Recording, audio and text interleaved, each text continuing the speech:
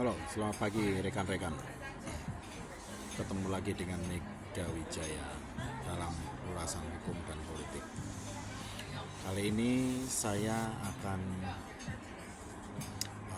bicara mengenai satu tokoh penting di Indonesia saat ini, yaitu Ibu Sri Mulyani.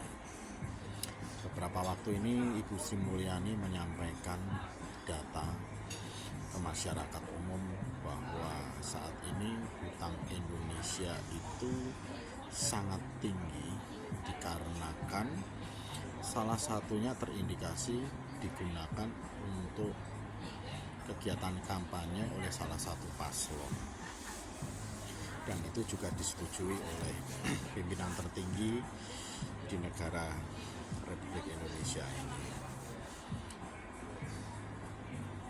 Informasi tersebut dikeluarkan oleh seorang ahli ekonom Indonesia. Ini tidak main-main.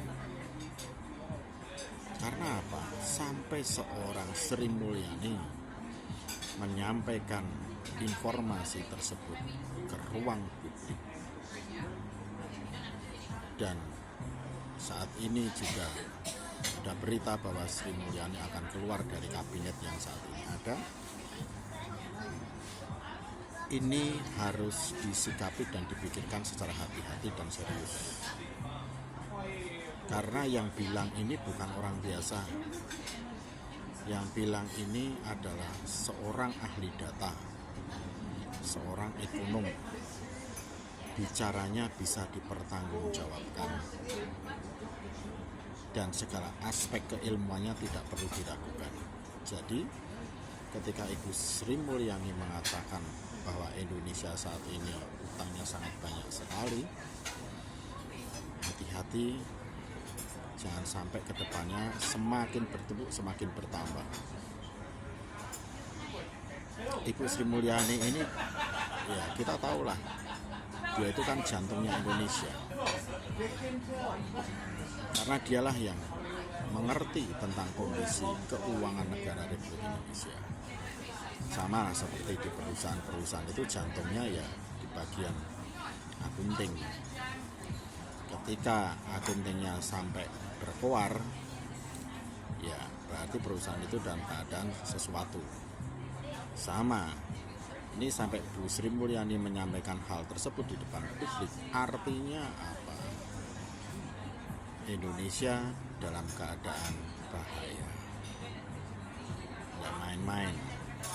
Jangan itu hanya sebagai sebuah jargon, tetapi orang yang memahami ini ketika diendapkan dalam pemikiran dan batin, ini harus disikapi dengan serius. Dan ini bukan hal yang main-main, dan harus segera dihentikan. Kalau berlanjut terus, maka keadaan ekonomi di Indonesia akan semakin carut-marut. Artinya rakyat Indonesia akan terancam. Perut-perut seluruh rakyat Indonesia akan dalam keadaan bahaya. Susah makan, susah hidup, susah membeli sembako, susah beli pulsa listrik, pulsa HP, susah beli bensin. Karena apa?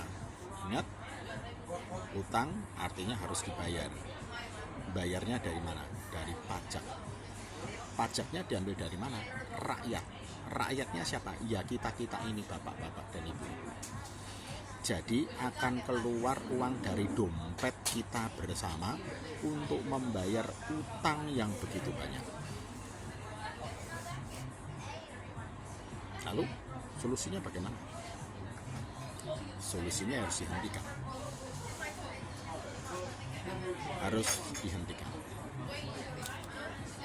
Salam otak kritis dari Mega Wijaya.